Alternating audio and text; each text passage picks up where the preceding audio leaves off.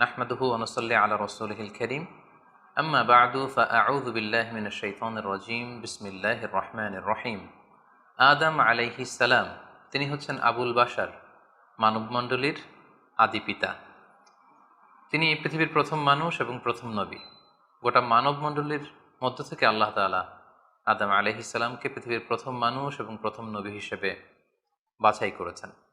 আর আমরা পৃথিবীতে যারা আছি আমরা সবাই হচ্ছি বানি আদম বা আদম আলাইহিস সালামের বংশধর। আল্লাহ তাআলা আদম আলাইহিস সালামকে সৃষ্টি করার অনেক আগে এ পৃথিবীতে প্রথমে জিন তৈরি করেছিলেন। আল্লাহ তাআলা ইরশাদ করছেন, ওয়াল জান্না খলাকনাহু মিন ক্বাবলু মিন নারিস সামুম। আর আমি মানবজাতি সৃষ্টির অনেক আগে প্রজ্বলিত আগুনের শাখা থেকে জিন জাতিকে তৈরি করেছি। আল্লাহ তাআলা যখন আদম আলাইহিস সালামকে সৃষ্টি করবেন বলে চিন্তা করলেন, আল্লাহ তাআলা সিদ্ধান্তটি ফেরেশতাদের সাথে শেয়ার করলেন। আল্লাহ তাআলা বললেন, ইন্নী জাআইলুন ফিল আরদি খলিফা। ওহে ফেরেশতারা, আমি পৃথিবীতে আমার রিপ্রেজেন্টেটিভ, আমার প্রতিনিধি হিসেবে মানুষ তৈরি করতে যাচ্ছি।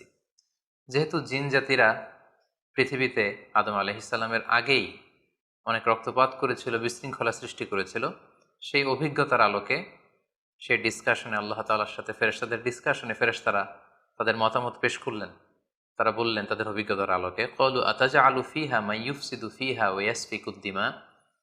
অর্থাৎ, হে আল্লাহ, আপনি কি এমন কোনো জাতি তৈরি করবেন যারা পৃথিবীতে ফাসাদ সৃষ্টি করবে, ক্যাওস করবে, রক্তপাত করবে? নাহনু নুসাব্বিহু বিহামদিকা ওয়া নুকদ্দিসু লাক। আমরা তো আপনার তাসবিহ পড়ি, আপনার প্রশংসা করি, আমরাই তো ভালো, কেন আপনি আবার মানুষ বানাতে যাবেন? আল্লাহ তাআলা বললেন, ইন্নী আ'লামু মা লা তা'লামুন। যে হে ফেরেশতারা, আমি এমন কিছু জানি যেটা তোমরা জানো না।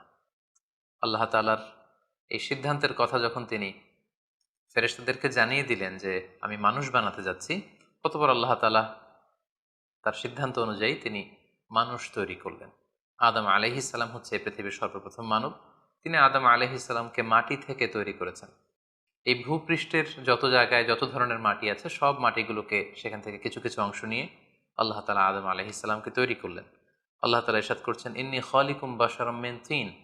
নিশ্চয় আমি মানবজাতিকে মাটি থেকে তৈরি করেছি। এজন্য বলা হয়ে থাকে মাটির মানুষ, বা আদম হচ্ছে মাটির তৈরি। বেসিকলি আমরা সবাই আমাদের মা এবং বাবা থেকে তৈরি হয়েছি, তাদের স্পার্ম থেকে, ওভাম থেকে। যেহেতু মানুষের এই বীর্য বা স্পার্মটি আমাদের খাবার দাবারের একটা শক্তিরস বা নির্যাস, এবং আমাদের খাবার দাবার ফলমূল এগুলো আসে বেসিকলি মাটি থেকে, সেই দিকে ইঙ্গিত করে আমাদেরকে বলা হয় যে আমরাও হচ্ছি মাটির তৈরি। আদম আলাইহিস সালামকে আল্লাহ তাআলা সরাসরি মাটি থেকে তৈরি করলেন, এবং এই সৃষ্টি প্রক্রিয়ার তিনটি ধাপ ছিল। প্রথমত আল্লাহ তাআলা মাটিগুলোকে এঁটেল মাটিতে রূপ দিলেন, যেটাকে কোরআন বলেছে তিনুন লাজিব। তারপর সেই এঁটেল মাটিতে আল্লাহ তাআলা বৃষ্টি বর্ষণ করলেন, ফলে সেটা হয়ে গেল হামাইম মাসনুন, মানে কাদামাটি। এরপর কাদামাটির সে দলা দিয়ে আল্লাহ তাআলা সেখানে হিট দিলেন, প্রচণ্ড তাপ দিলেন। তাপ দিয়ে সেই মাটির দলাটিকে তিনি বানালেন সলসলিন কাল ফখর, ঠনঠনে পোড়ামাটি। এবং সেই ঠনঠনে পোড়ামাটির যে কাঠামো, আল্লাহ তাআলা আদম আলাইহিস সালামের স্ট্রাকচার দিলেন, কাঠামো দিলেন, এবং সেই কাঠামোর ভেতরে আল্লাহ তাআলা রুহের ফুৎকার দিলেন। আল্লাহ বললেন, ফাইদা সাওয়াইতুহু ওয়া নাফাখতু ফীহি মির রূহি। যখন আমি আদমকে তৈরি করলাম, তখন then I breathed into him my spirit. আমি তার ভেতরে আমার রুহের ফুৎকার দিলাম। ফলে আদম আলাইহিস সালাম জীবিত মানুষ হিসেবে সর্বপ্রথম আবির্ভূত হল। আমরা যদি সহিহ বুখারীর দিকে তাকাই, তাহলে দেখব যে সহিহ বুখারীতে সাইয়েদনা আদম আলাইহিস সালামকে যখন আল্লাহ তাআলা তার আকৃতি দিয়েছেন, অবয়ব দিয়েছিলেন, তার হাইট কত ছিল, কত লম্বা তিনি ছিলেন, সে ব্যাপারে সহিহ বুখারীতে এসেছে, ওয়াকানা তুলহু সিত্তুনা যিরাআন। ৬০ বিঘত তিনি লম্বা ছিলেন। আমাদের হাতের এই কনুই থেকে আঙ্গুল পর্যন্ত এই জায়গাটিকে বলা হয় ১ বিঘত। সেই হিসেবে তিনি ছিলেন ৬০ বিঘত লম্বা, ৬০ কিউবিট। এবং সহিহ মুসলিমের একটি বর্ণনা থেকে আমরা জানতে পারি, জুমার দিন আল্লাহ তাআলা আদম আলাইহিস সালামকে তৈরি করেছিলেন। ইয়াউমুল জুমআতি ফীহি খুলিকা আদম। জুমার দিনে আল্লাহ তাআলা আদম আলাইহিস সালামের সৃষ্টি প্রক্রিয়া এটাকে তিনি সম্পন্ন করেছেন। আদম আলাইহিস সালামকে তৈরি করার পরে আল্লাহ তাআলা ফেরেশতাদেরকে এবং আদম আলাইহিস সালামকে একসাথে করে একটি মক টেস্ট নিলেন। সেখানে আল্লাহ তাআলা তাদের সবাইকে কিছু শব্দের নাম শিক্ষা দিলেন, এবং আদম আলাইহিস সালামকে ফেরেশতাদের সামনে এনে ফেরেশতাদেরকে আল্লাহ তাআলা বললেন যে এগুলোর নাম যদি তোমরা আমাকে বলতে পারো তাহলে বলো। আল্লাহ তাআলা বললেন আম্বিউনি বিআসমাই হাউলাই ইন কুনতুম সাদিকিন। ফেরেশতাদেরকে প্রথমে প্রশ্ন করা হলো, বলো তো এগুলোর নাম কি? ফেরেশতারা উত্তর করতে পারলেন না। অতঃপর আদম আলাইহিস সালামকে লক্ষ্য করে আল্লাহ যখন বললেন, ইয়া আদম আম্বিহুম বিআসমাইহিম, হ্যাঁ আদম তুমি এই জিনিসগুলোর নাম সবাইকে শুনিয়ে দাও। ফালাম্মা আম্বাআহুম বিআসমাইহিম, আদম আলাইহিস সালাম যখন একটার পর একটা সবগুলো জিনিসের নামকরণ করে ফেলতে পারলেন, সবগুলো জিনিসের নাম বলতে পারলেন, ক্বালা আলাম আকুল লাকুম ইন্নী আ'লামু গায়বাস সামাওয়াতি ওয়াল আরদ, আল্লাহ তাআলা ফেরেশতাদেরকে বললেন, আমি কি তোমাদেরকে বলিনি যে আমি আকাশ জমিনের গায়েবের সমস্ত বিষয়ের ধারক এবং বাহক, সব বিষয়ের জ্ঞান আমার কাছে আছে। সো আদমকে আমি এমন কিছু স্পেশাল ফিচার দিয়ে তৈরি করেছি যেগুলো অ্যাঞ্জেলদের মধ্যে ল্যাকিংস ছিল।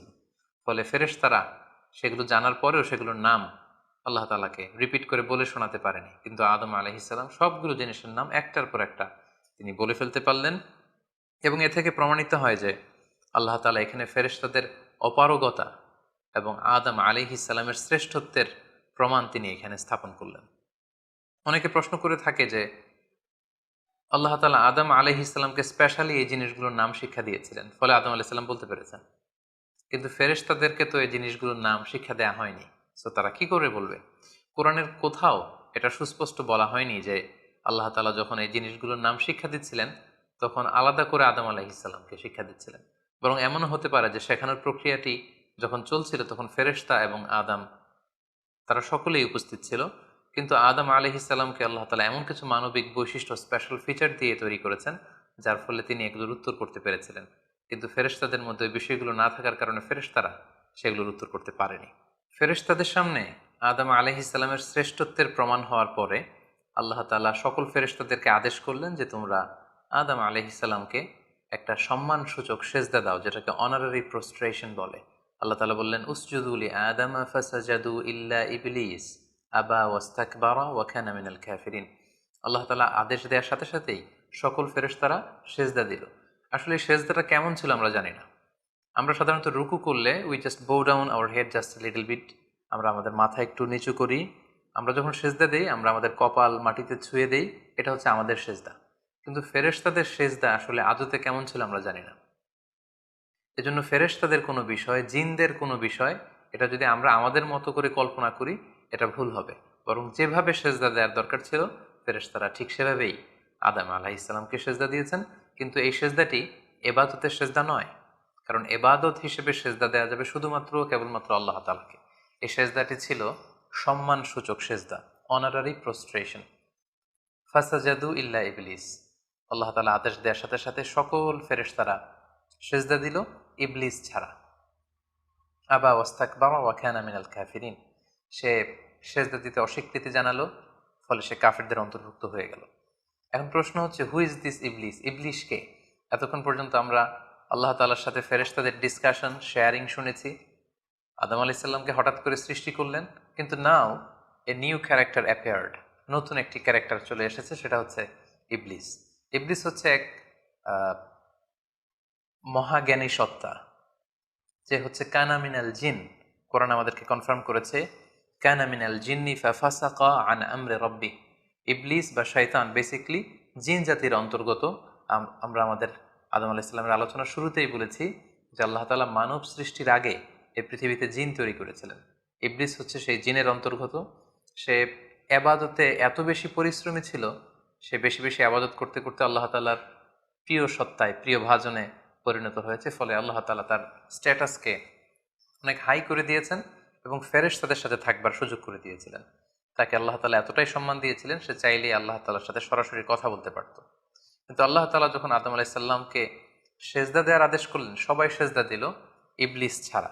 আল্লাহ তাআলা এ পর্যায়ে ইবলিসকে জিজ্ঞেস করলেন, মা মানাআকা আল্লা তাসজুদা ইয আমারতুক, হে ইবলিস, কিসে তোমাকে বাধা দিল সেজদা দিতে? কেন তুমি সেজদা দিলে না? সবাই যেখানে সেজদা দিল তুমি কেন সেজদা দিলে না?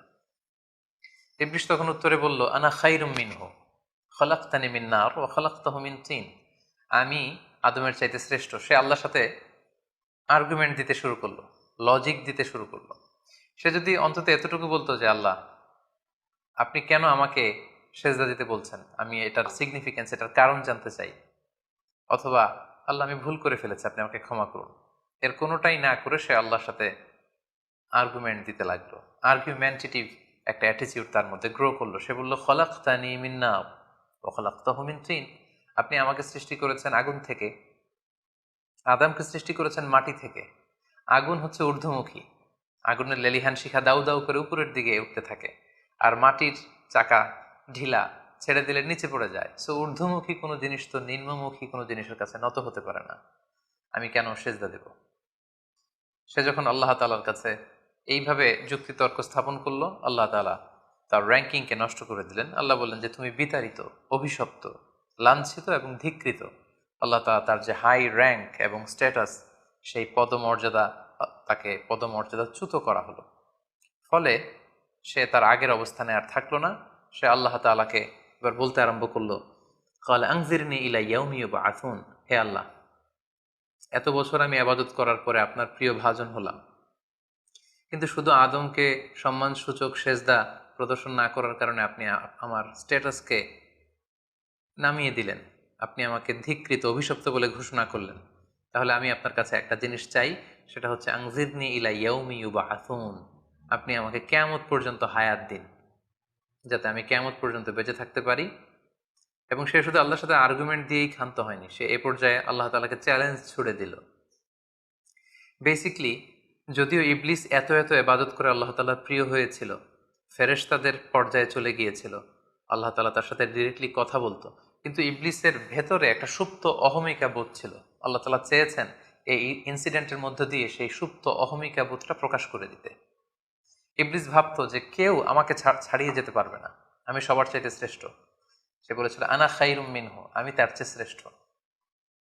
তার ভেতরে যে সুপ্ত অহমিকা বোধ, এই যে অ্যারোগ্যান্স, এই যে ইগোইস্টিক সমস্যা, আল্লাহ তাআলা চেয়েছেন এই ঘটনার অবতারণা ঘটিয়ে ইবলিসের ভেতরকার এই অহমিকা বোধকে প্রকাশ করে দিতে, এবং সেটাই ঘটেছে। এবার সে আল্লাহ তাআলাকে চ্যালেঞ্জ দিয়ে বলল যে আল্লাহ, আপনি আমাকে কিয়ামত পর্যন্ত হায়াত দিন, লা আকউদান্না লাহুম সিরাতাকাল মুস্তাকিম। আপনার এই আদম সন্তান, বনি আদমের যারা পৃথিবীতে আসবে, তারা কি করে জান্নাতে যায় সেটা আমি দেখে নেব। আমি সিরাতুল মুস্তাকিমের সামনে বসে থাকবো, যাতে করে তারা সরল সঠিক পথ পেতে না পারে, তারা যাতে সত্যের পথে থাকতে না পারে।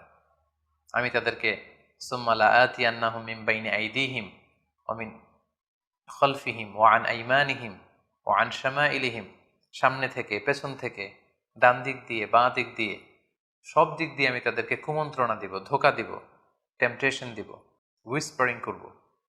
ওয়ালা তাজিদু আকসারাহুম শাকিরিন, আপনি তাদেরকে শুকরগুজার কৃতজ্ঞ বান্দাদের অন্তর্ভুক্ত পাবেন না। আল্লাহ তাআলা বললেন, লামান তাবিআকা মিনহুম লাআমলাআন্না জাহান্নামা মিনকুম আজমাইন। তুমি আমাকে চ্যালেঞ্জ দিচ্ছ, ঠিক আছে, আমিও তোমার চ্যালেঞ্জ নিলাম, চ্যালেঞ্জ অ্যাকসেপ্টেড। তোমাকে এবং তোমাকে যারা ফলো করবে, ফলোয়ারদেরকে, তাদের সবাইকে দিয়ে আমি জাহান্নামকে পরিপূর্ণ করব। আল্লাহ তাআলা ইবলিসকে কিয়ামত পর্যন্ত হায়াত দিলেন, তার চ্যালেঞ্জ গ্রহণ করলেন, এবং ইবলিসও তার মিশন এবং ভিশন ফিক্স করে নিল যে যে আদমের কারণে আজকে আমি এতটা ধিক্কৃত, অভিশপ্ত, লাঞ্ছিত, সে আদমকে এবং সে আদমের সন্তানদেরকে, বনি আদমকে আমি জাহান্নামে ঢুকানোর আগ পর্যন্ত ক্ষান্ত হব না। এবং আল্লাহ রাসূল সাল্লাল্লাহু আলাইহি ওয়াসাল্লাম বললেন যে ইন্না শাইতানা ইয়াজরি মিনাল ইনসানি মাজরাদ দাম, মানুষের রক্ত প্রবাহের সাথে ইবলিস মিশে যেতে পারে, সেখানে যে সে কুমন্ত্রণা দিতে পারে। সেই ঘটনার পর থেকে আল্লাহ তাআলার সৃষ্টির, দুইটি শক্তিশালী সৃষ্টির মধ্যে তৈরি হয়ে গেল চিরশত্রুতা, চিরবিদ্বেষ, চিরদ্বন্দ্ব, শয়তান আর বনি আদম। আদম আলাইহিস সালামকে যখন সেজদা করতে বলা হলো, সবাই সেজদা করলো, কিন্তু ইবলিস সেজদা করলো না। এই ঘটনার পর আদম আলাইহিস সালাম কেমন যেন একটু একাকিত্ব এবং অস্থিরতা ফিল করতে লাগলেন, লোনলিনেস, কারণ তার কোনো সাথী নেই, সঙ্গী নেই, প্রতিবেশী নেই, বন্ধু নেই, বান্ধব নেই, কেউ নেই। মানুষ হিসেবে তিনি কেবল একা, বড়ই একা। তার এই অস্থিরতা, তার এই একাকিত্ব, তার এই লোনলিনেসকে আল্লাহ তাআলা বুঝতে পেরে তার একজন সঙ্গিনী তৈরি করলেন। তিনি হচ্ছেন হাওয়া আলাইহিস সালাম, এই পৃথিবীর প্রথম মানবী। এবং আল্লাহ তাআলা বললেন, ওয়াজআলা মিনহা যাওজাহা লিয়াসকুনা ইলাইহা। আল্লাহ তাআলা তার থেকেই তার একজন সাথী, তার সঙ্গিনী তৈরি করলেন, যার সান্নিধ্যে যে স্থির হতে পারে, সে প্রশান্তি পেতে পারে। অন্যত্র আল্লাহ তাআলা বলছেন, খালাকা মিনহা যাওজাহা ওয়া বাসসা মিনহুমা রিজালান কাসীরাও ওয়া নিসাআ। আল্লাহ তাআলা আদমের মধ্য থেকেই তার সাথীকে বা তার জোড়াকে অর্থাৎ হাওয়াকে তিনি তৈরি করলেন এবং এই আদম আর হাওয়া থেকে গোটা বিশ্বের সকল মানব মণ্ডলীকে তিনি তৈরি করেছেন। আদম আলাইহিস সালামের কোন জায়গা থেকে হাওয়া আলাইহিস সালামকে তৈরি করা হয়েছে? সহিহ বুখারীতে এসেছে খুলিকনা মিন তিলা, পাঁজরের হাড় থেকে। আদম আলাইহিস সালামের বাম পাঁজরের উপর দিকের বাঁকা হাড় থেকে আল্লাহ তাআলা হাওয়া আলাইহিস সালামকে তৈরি করেছেন। হাওয়া শব্দটি এসেছে আরবি শব্দ হাই থেকে। হাই মানে জীবিত, প্রাণবন্ত। যেহেতু জীবন্ত আদম থেকে ওনাকে সৃষ্টি করা হয়েছে, তাই তাকে হাওয়া বলা হয়। অথবা আদম আলাইহিস সালাম হাওয়া আলাইহিস সালামের সঙ্গ পেলেই তিনি উজ্জীবিত হয়ে ওঠেন, প্রাণোচ্ছল হয়ে ওঠেন, এজন্য ওনাকে হাওয়া বলা হয়। তাহলে পৃথিবীর প্রথম মানবী হাওয়া আলাইহিস সালামকে আল্লাহ তাআলা আদম আলাইহিস সালামের নিঃসঙ্গতা, একাকিত্ব এবং লোনলিনেস যে ফিলিংটা, এটা দূর করার জন্য তার একজন সঙ্গী তিনি ঠিক করে দিলেন, আদম এবং হাওয়া। ইংরেজিতে বলা হয় অ্যাডাম অ্যান্ড ইভ। এবং আল্লাহ তাআলা তাদের দুজনকে জান্নাতে থাকবার পারমিশন দিলেন। আল্লাহ তাআলা বললেন, ওয়াকুলনা ইয়া আদম উসকুন আনতা ওয়া যাওজুকাল জান্নাহ, আদম তুমি আর তোমার স্ত্রী বা তোমার সঙ্গিনী দুজনে মিলে জান্নাতে থাকো।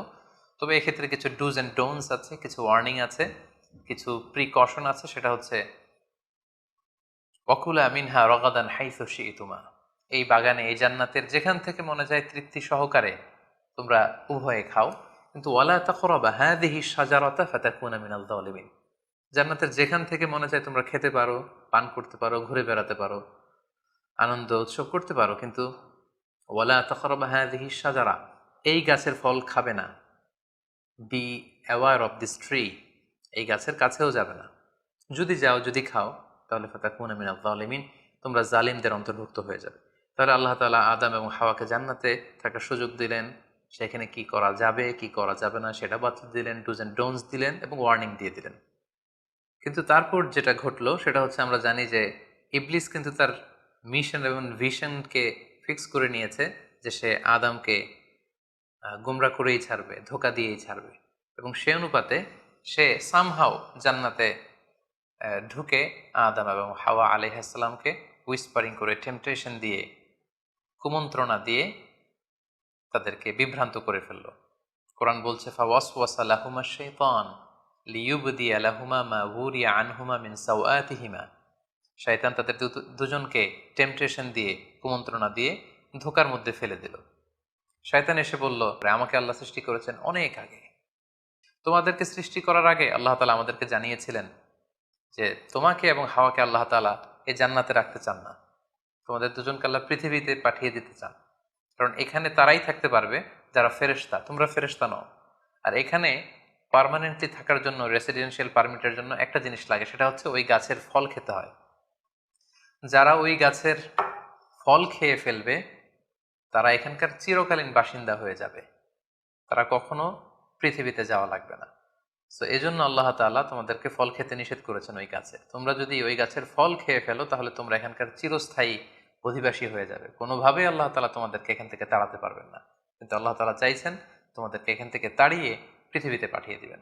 আমি তোমাদেরকে কসম করে বলছি, আমি তোমাদের ওয়েল উইশার, শুভাকাঙ্ক্ষী। শয়তান বলল যে, ওয়াকাসামাহুমা ইন্নী লাকুমা মিনান নাসিহিন, নিশ্চয় আমি তোমাদের জন্য শুভাকাঙ্ক্ষী, তোমরা আমার কথা শোনো। যদি এখানে আরামে দিনাতিপাত করতে চাও তাহলে তোমরা এই ফল খাও, ফলে তোমাদেরকে আর কোথাও যাওয়া লাগবে না। আদম আলাইহিস সালাম আল্লাহ তাআলা সে দেয়ার ডুজ অ্যান্ড ডোন্টস, সে ওয়ার্নিং এর কথা ভুলে তিনি এবং তার স্ত্রী ওই নিষিদ্ধ ফল থেকে খাওয়া শুরু করলেন। এবং খাওয়ার সাথে সাথেই ফালাম্মা যাকা শাজারাতা বাদাত লাহুমা সাওআতুহুমা ওয়া তাফিকা ইয়াখসিফানি আলাইহিমা মিন ওয়ারাকিল জান্নাহ, ওই নিষিদ্ধ গাছের ফল খাওয়ার সাথে সাথেই আদম আলাইহিস সালাম এবং হাওয়া আলাইহিস সালামের গায়ে যে জান্নাতি পোশাক ছিল, অটোমেটিক্যালি সেই পোশাক খুলে পড়তে আরম্ভ করলো। ওনারা উলঙ্গ হয়ে যেতে লাগলেন। তড়িঘড়ি করে ওনারা জান্নাতের বিভিন্ন পাতা এনে, বিভিন্ন লতা পাতা এনে ওনাদের প্রাইভেটকে ওনারা ঢাকলেন। এবং তখনই ওনারা বুঝতে পারলেন, আমরা কি করলাম, আমরা তো মহাভুল করে ফেলেছি, আমরা তো আল্লাহ তাআলার আদেশকে অমান্য করেছি। আল্লাহ তাআলার সাথে সাথে বললেন, আলাম আনহাকুমা আনতিল কুমা সাজারা, আদম এটা তোমরা কি করলে, আমি তো এটা কখনো এক্সপেক্ট করিনি, আমি কি তোমাদেরকে নিষেধ করিনি এই গাছের ফল খেতে?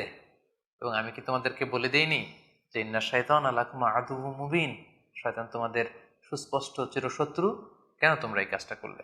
আদম আলাইহিস সালাম এবং হাওয়া আলাইহিস সালাম ওনারা লজ্জিত হলেন।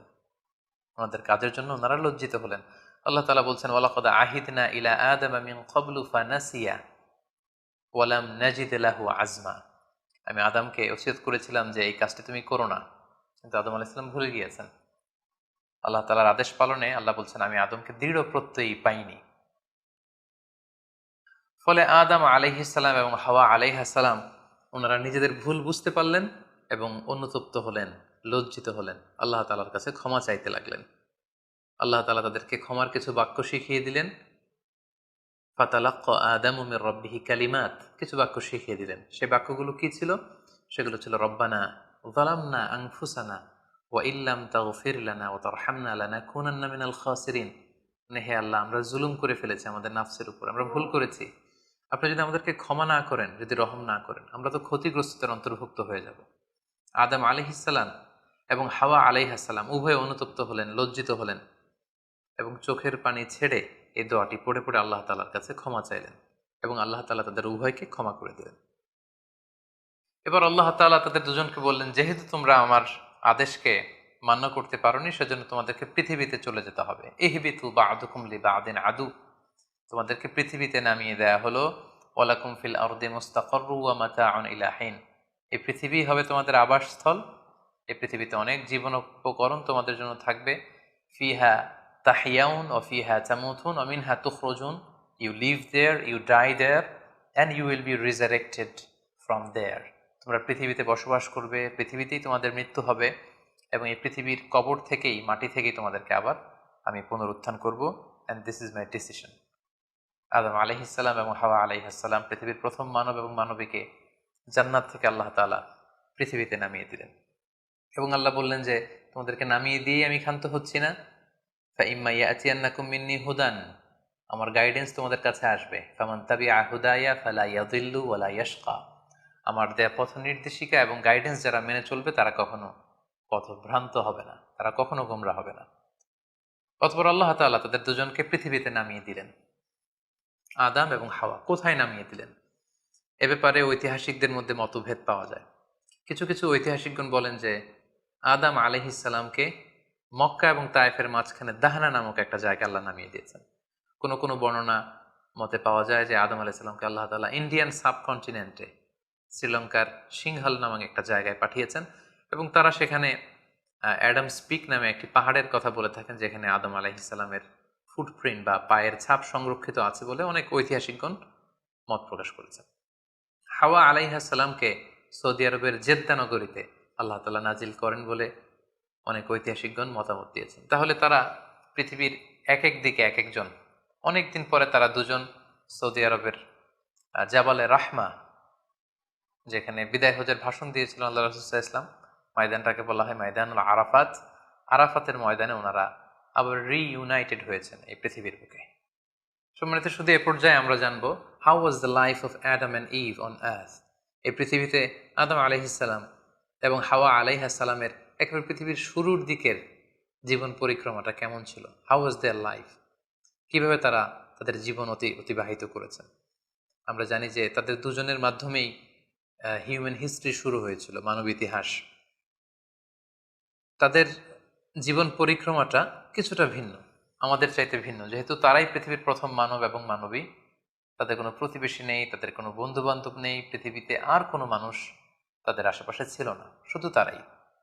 তো সেক্ষেত্রে এক আল্লাহ তাআলার ইবাদত ছাড়া তাদের মৌলিক যে কাজটা ছিল সেটা ছিল পপুলেশন, কাল্টিভেশন অ্যান্ড কনস্ট্রাকশন। কি করে জনসংখ্যা বৃদ্ধি করা যায় পৃথিবীতে, কি করে সন্তান লালন পালন করা যায়, কি করে চাষাবাদ করা যায়, কি করে ফার্মিং করা যায় এবং কি করে মানব সভ্যতার বিনির্মাণ করা যায়, এটাই ছিল পৃথিবীর প্রথম মানব এবং এই মানবীর প্রধানতম দায়িত্ব। যেহেতু ওনারা যদি নতুন প্রজন্ম তৈরি না করেন, ওনারা যদি চাষাবাদ না করেন, ওনারা যদি সভ্যতা বিনির্মাণ না করেন, তাহলে পৃথিবীতে মানব সভ্যতা টিকে থাকবে না। ফলে মৌলিক আবাদতের পাশাপাশি এগুলোই ছিল ওনাদের কাজ।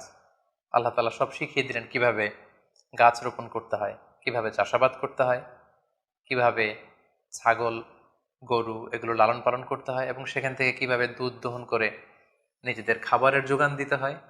বেসিকলি আদম আলাইহিস সালামের কাছে যে সহিফাগুলো নাজিল হয়েছিল, সেখানে শরীয়তের মূলনীতির চাইতে কিভাবে পৃথিবী আবাদ করতে হবে এই বিষয়গুলোই বেশি স্থান পেয়েছিল।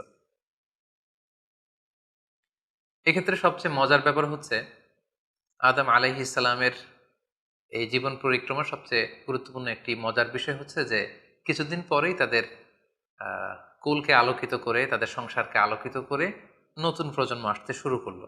এবং আদম আলাইহিসসালাম এবং হাওয়া আলাইহিসসালামের মাধ্যমে যে সন্তানরা পৃথিবীতে আসতো তারা ছিল অলওয়েজ টুইন বেবি বা যমজ সন্তান হিসেবে আসতো।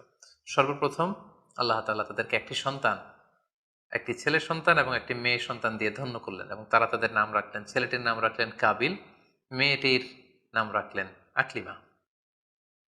এবং তারপরের বছর আবারও হাওয়া আলাইহাসাল্লাম গর্ভবতী হয়ে সন্তান জন্ম দিলেন।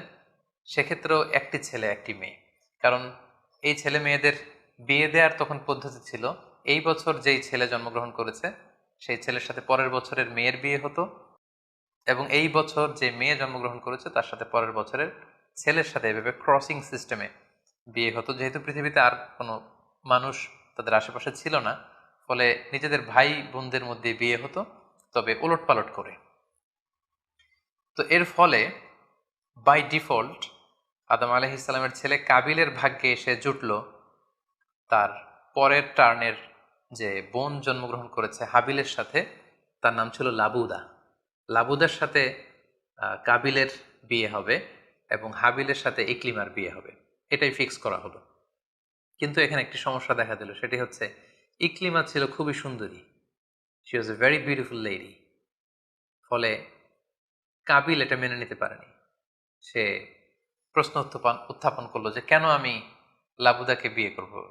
লাবুদা হচ্ছে কিছুটা শ্যামলা প্রকৃতির, আমি তাকে বিয়ে করব না, বরং আমার সাথে আমার যে বোন জন্মগ্রহণ করেছে সে ইকলিমাকে আমি বিয়ে করব। আদম আলাইহিস সালাম বললেন, না, এটা আল্লাহর দেয়া আদেশ। তোমার সাথে তোমার যে যমজ বোন জন্মগ্রহণ করেছে তাকে তুমি বিয়ে করতে পারবে না, বরং তোমার পরে হাবিল এবং লাবুদা যে জন্মগ্রহণ করেছে সে লাবুদা হবে তোমার স্ত্রী, এবং তোমার সাথে তোমার যে বোন আকলিমা জন্মগ্রহণ করেছে সে আকলিমা হবে হাবিলের স্ত্রী। কিন্তু কাবিল এটা সহজে মেনে নিতে পারেনি, ফলে সে এখানে প্রশ্ন উত্থাপন করলো এবং সে বলল যে আমি আকলিমাকে বিয়ে করতে চাই। দেখা দিল এক মহা সমস্যা। তখন আল্লাহ তাআলা আদম আলাইহিস সালামকে জানিয়ে দিলেন, ঠিক আছে, হাবিল এবং কাবিলকে কোরবানি করতে বলো, যার কোরবানি কবুল হবে সেই আকলিমাকে পাবে। এবং তখন কোরবানির সিস্টেম ছিল কোরবানি করে চলে আসার পরে আকাশ থেকে আগুন এসে যেই কোরবানিকে ঝলসে দিত সেই কোরবানিটা আল্লাহ তাআলার কাছে কবুল হয়েছে বলে ধরে নেওয়া হতো। আদম আলাইহিস ছেলে কাবিল বেসিকলি চাষি ছিল, সে এক বস্তা গম আল্লাহ রাস্তায় কোরবানি করলো। আর হাবিল সে মেষ চড়াতো, ছাগল চড়াতো, সে একটি বকরি জবাই করে আল্লাহ রাস্তায় কুরবানি করলো এবং তারা অপেক্ষা করতে লাগলো যে কার কুরবানি কবুল হয়। দেখা গেল আকাশ থেকে আগুন এসে হাবিলের বকরি বা ছাগলটাকে ঝলসে দিয়েছে, কিন্তু কোনো আগুন এসে কাবিলের গমের বস্তাকে বা গমের স্তূপকে ঝলসে দেয়নি।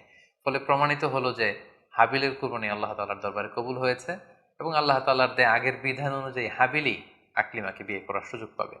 এই কথাটি আল্লাহ তাআলা খুব সুন্দর করে কোরআনুল কারীমে উল্লেখ করেছেন। আল্লাহ বলছেন, ফাতুকুব্বিলা মিন আহাদিহিমা ওয়ালাম ইউতাকাব্বাল মিনাল আখার। তাদের একজনের কোরবানি কবুল হলো, আরেকজনেরটি হলো না। ফলে হাবিল আকলিমাকে বিয়ে করার সুযোগ পেল। কিন্তু কাবিল এতে আরো প্রচন্ড জেলাসি ফিল করতে লাগলো।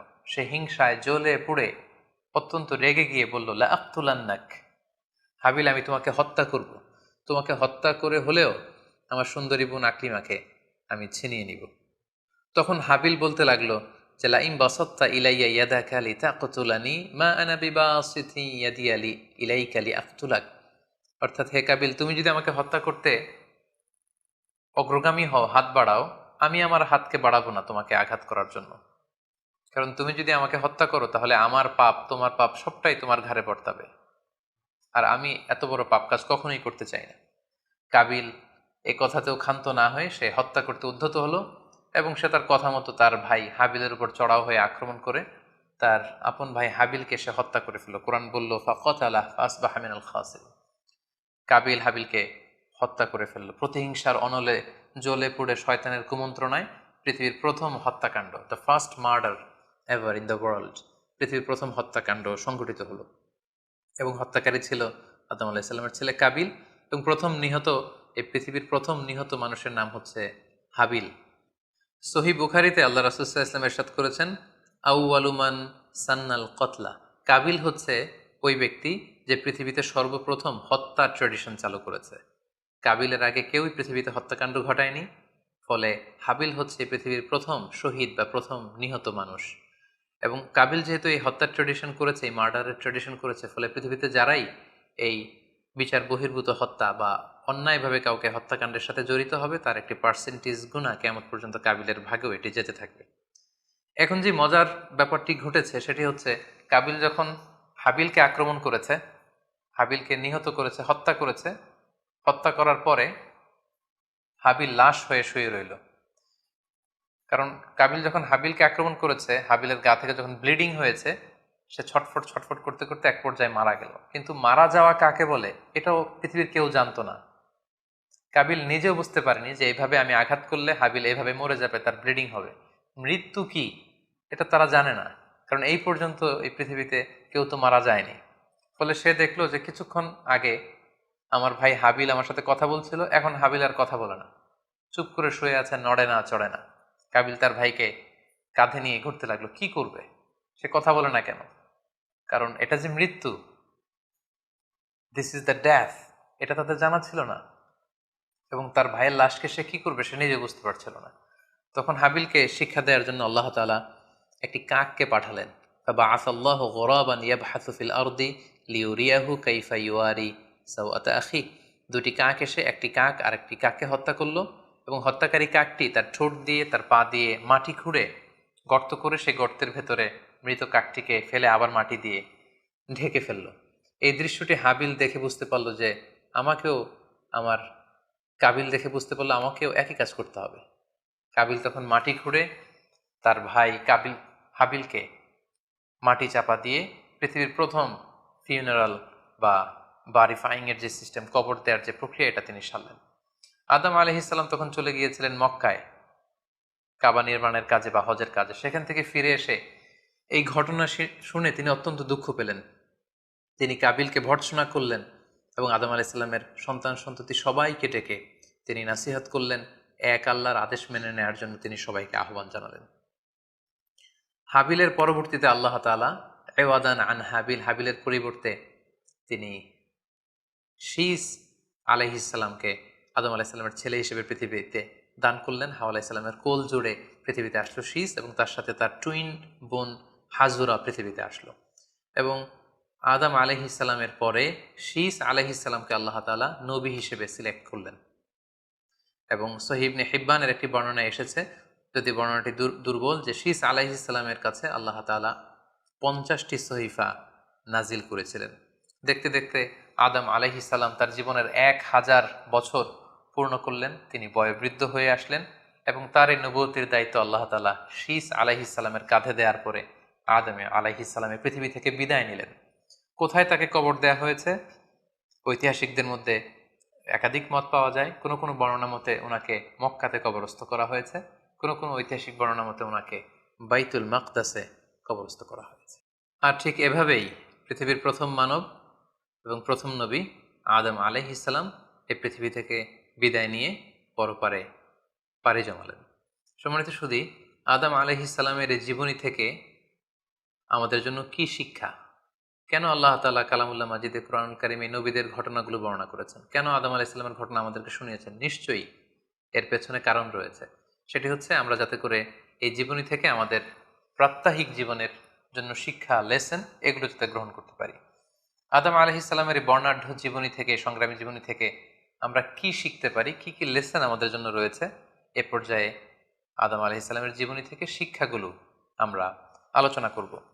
আদম আলাইহিসসালামের জীবনী থেকে প্রথম যে শিক্ষাটা আমরা পাই সেটা হচ্ছে, সৃষ্টির জন্য অহংকার করা বা অ্যারোগেন্স এটা শোভা পায় না। অহংকার করা এটা হচ্ছে স্রষ্টার বৈশিষ্ট্য। কোনো সৃষ্টি কখনো অহংকার করতে পারে না। আল্লাহ তাআলা বলেছেন হাদিসে কুদসিতে, আল কিবরিয়া উরিদা ই, অহংকার হচ্ছে আমার চাদর, এজন্য যে অহংকার করবে ওকে আমি জাহান্নামে নিক্ষেপ করব। কিন্তু শয়তানের ক্ষেত্রে আমরা এই মিস্টেকটাই দেখেছি। সে অহংকারের ফাঁদে পা দিয়ে আল্লাহ তাআলার আদেশ অমান্য করেছে, এবং সে ধিক্কৃত, অভিশপ্ত একটা সত্তায় পরিণত হয়েছে, এবং সে বলেছে যে আনা খাইরুম মিনহু, আমি আদমের চাইতে শ্রেষ্ঠ। কোনো বিশ্বাসী, কোনো প্র্যাকটিসিং মুসলিম কখনো নিজেকে বড় মনে করতে পারে না। ইসলাম আমাদেরকে এটা শেখায় না। নিজেকে বড় মনে করা এটা হচ্ছে শয়তানের স্বভাব, যেটা আমরা আদম আলাইসাল্লাম এবং শয়তানের যে ঘটনা ইনসিডেন্ট সেখান থেকে আমরা জানতে পারলাম। নিজেকে বড় মনে করা এটা শয়তানের অ্যাটিটিউড। বিশ্বাসীরা কখনো নিজেকে বড় মনে করে না, তারা কখনো অ্যারোগ্যান্ট অ্যাটিটিউডের হতে পারে না। কারণ আল্লাহ রাসূল সাল্লাল্লাহু আলাইহি ওয়াসাল্লাম আমাদেরকে শিখিয়েছেন, আল্লাহুম্মা জাআল ফি আইনি সাগীরা ওয়া ফি আ'ইউনিন নাসি কাবীরা। হে আল্লাহ, আপনি আমার চোখে আমাকে ছোট বানান, মানুষের চোখে আপনি আমাকে বড় বানান। আপনি নিজেকে কখনো বড় বলে উপস্থাপন করতে পারবেন না। আপনি বড়, এটা আপনার মুখে বলা শোভা পায় না। বরং আপনি বড় কিনা ছোট এটা মানুষ প্রমাণ করবে, সেটা মানুষ ডিসাইড করবে। এজন্য আল্লাহ রাসূল সাল্লাল্লাহু আলাইহি ওয়াসাল্লাম বলতেন, হে আল্লাহ, আমার চোখে আপনি আমাকে ছোট বানান, মানুষের চোখে আপনি আমাকে বড় বানান। তাহলে আদম আলাইহিস সালাম এবং ইবলিসের এই ঘটনা থেকে আমরা প্রথম যে শিক্ষাটা পাই সেটা হচ্ছে, আমরা যেন কখনো আমাদের অন্তরে অহমিকা বোধ লালন না করি, আমরা যেন এই ইগোইস্টিক সমস্যাতে না ভুগি, আমরা কখনো যেন অহংকারী না হই, বরং আমরা যেন বিনয়ী হতে পারি। বিনয়ী বান্দাদেরকে আল্লাহ তাআলা পছন্দ করেন। নিজেকে বড় মনে করা এটা হচ্ছে শয়তানের স্বভাব, এবং সে নিজেকে বড় মনে করেই চির অভিশপ্ত হিসেবে চিহ্নিত হয়েছে। আদম আলাইহিস সালামের ঘটনা থেকে আরও একটি শিক্ষা আমরা যেটি পাই সেটি হচ্ছে, শয়তানের প্রথম মিশন ছিল মানুষের দেহ থেকে পোশাক খুলে ফেলা। আই রিপিট, আমি আবারও বলছি, মানুষের দেহ থেকে পোশাক খুলে ফেলা, নগ্নতা বা অশ্লীলতা, এটা হচ্ছে শয়তানের প্রধান হাতিয়ার। আমরা এই ঘটনা থেকে জেনেছি যে আদম আলাইহিসসালাম এবং হাওয়া আলাইহিসসালাম তারা যখন ওই নিষিদ্ধ গাছ থেকে ভক্ষণ করলেন, তারা যখন নিষিদ্ধ ফলটি খেয়ে ফেললেন, সাথে সাথে জান্নাতের পোশাক তাদের দেহ থেকে খুলে পড়ে গিয়েছে। এবং কেন আদম আলাইহিসসালাম এবং হাওয়া আলাইহিসসালামকে শয়তান ওয়াসওয়াসা দিয়েছিল? সূরা আরাফে আল্লাহ বলছেন, লিউরিয়াহুমা সাওআতিহিমা, যাতে করে তাদের প্রাইভেট, তাদের লজ্জাস্থান প্রকাশিত হয়ে পড়ে। তাহলে আমরা এই ঘটনা থেকে আরও যে শিক্ষাটি পাই সেটি হচ্ছে, নগ্নতা এবং অশ্লীলতা হচ্ছে শয়তানের প্রধান হাতিয়ার। বর্তমানে আমরা সেটাই দেখতে পাচ্ছি যে শয়তান আমাদের পোশাককে খাটো করতে চাচ্ছে। দিনকে দিন আমাদের পোশাকের ধরন এমন হতে যাচ্ছে, বিশেষ করে আমাদের বোনদের বা নারীদের পোশাকের দিকে যদি আমরা তাকাই, এটা ছোট হতে হতে এমন একটা পর্যায়ে চলে যাচ্ছে, এর মাধ্যমে কিন্তু এই নিউডিটি বা নগ্নতা এবং অশ্লীলতার ছড়াছড়ি আমাদের সমাজে খুব বেড়ে গিয়েছে। এবং এটা ছিল শয়তানের প্রধান হাতিয়ার। আমাদের আদি পিতা এবং আদি মাতাকে এই নগ্নতা এবং অশ্লীলতার মাধ্যমেই, তাদের দেহ থেকে পোশাক খোলার মাধ্যমে কিন্তু শয়তান প্রথম তার শত্রুতা প্রকাশ করতে পেরেছিল। এবং কারা আসলে আমাদের শত্রু, কে আমার শত্রু, কে আমার বন্ধু, এটা আমাদেরকে জানতে হবে। আল্লাহ তাআলা খুব সুস্পষ্টভাবে কোরআনে বলেছেন যে, ইন্নাহু লাকুম আদু মুবিন, তোমরা শয়তানের পদাঙ্ক অনুসরণ করো না, কারণ শয়তান হচ্ছে তোমাদের সুস্পষ্ট শত্রু। সো কে আমার বন্ধু, কে আমার শত্রু, এ ব্যাপারে যেন আমরা সুস্পষ্ট একটি ধারণা পেতে পারি, এই জন্য কোরআন আমাদেরকে জানিয়েছে শয়তান হচ্ছে আমাদের প্রকাশ্য শত্রু। আদম আলাইহিস সালামের এই স্টোরি থেকে আমরা আরও একটি শিক্ষা পাই, সেটা হচ্ছে, আল্লাহ তাআলা যখন জান্নাতে আদম এবং হাওয়া আলাইহিসসালামকে থাকার সুযোগ দিলেন, আল্লাহ বললেন, ওয়ালা তাকরাবা হাযিহি শাজারা, খবরদার, যেটা মনে চায় খাও, কিন্তু ওই গাছের কাছেও যেও না। আল্লাহ তাআলা কিন্তু বলেননি ওই গাছের ফল খেও না। আল্লাহ বলেছেন কাছেও যেও না। এটা একটা কোরআনিক টার্ম, কাছেও যাওয়া যাবে না। ফল খাওয়া তো দূর কি বাত, ওই গাছের ফল খাওয়া তো অনেক পরের কথা। আগে কাছে গেলেই না ফল খাওয়া না খাওয়ার প্রসঙ্গটা আসে। এজন্য আল্লাহ তাআলা সাবধান করে বলে দিয়েছিলেন কাছেও যেও না। এটা কোরআনের একটা টার্ম। অশ্লীলতার ব্যাপারে যখন আল্লাহ আমাদেরকে সাবধান করেছেন, আল্লাহ বলেছেন ওয়ালা তাকরাবুজ জিনা, অশ্লীলতার কাছেও যেও না। যেখানে আল্লাহ তাআলা আমাদেরকে শিখাচ্ছেন যে কাছেও যেও না, কিন্তু আমাদের দেশে কাছে আসার গল্পের নাম কিন্তু এখন শুনছি।